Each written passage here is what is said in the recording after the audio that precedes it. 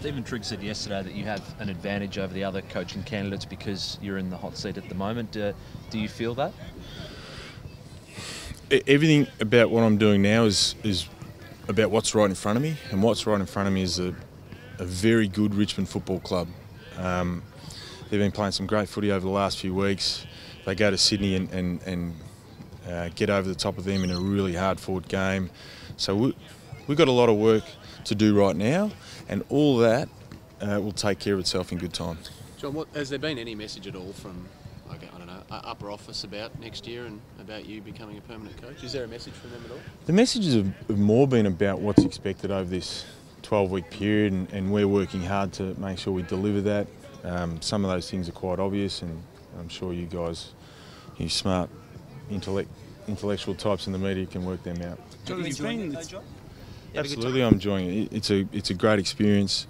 Got a really good group of people here, especially the players, and so you know you get an opportunity like this for 14 weeks. It's a good one. There's no doubt. So it's been just about night and day since you've come in, taken over the team. The enthusiasm just seems to be right up from where it was. What do you put that down to? Is it as simple as, can you pinpoint it onto one thing, or is it just simple as the circuit breaker of the coach leaving?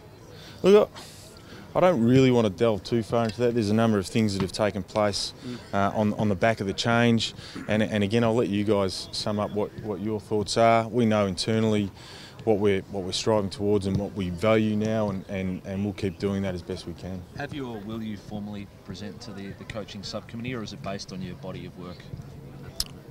Look, I'm sure that's based on a whole host of things. They want coaches that are holistic in their approach to life in general, because they make the best coaches, no doubt. But as I said, I've got to be really strong on keeping a focus on what's right in front of us, and right in front of us is a rampaging Richmond Football Club. And I saw yesterday that Cam Newton was there, and if he plays tomorrow night, I think we're in a bit of strife. But hopefully, that's not going to occur. John, you've got 6 senior players available. Would you be hesitant to make 6 changes, or would that not bother you, the number of changes to the team? The point you make is a really good one. You've got to be balanced when you change a team that's playing some reasonable football.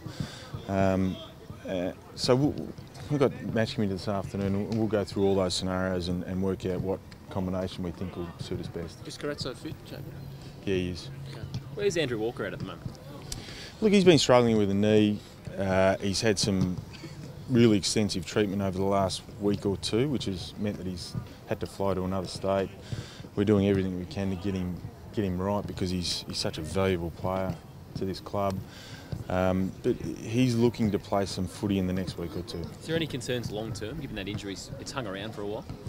Well, we've got concerns about all our players and their welfare, their long-term welfare, and what we don't want to do is have them playing in situations where it jeopardises their future.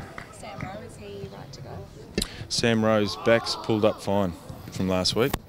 Kevin Bartlett says that because you guys are in good form, that he's only tipping Richmond by 110 points. Did you have any response to KB?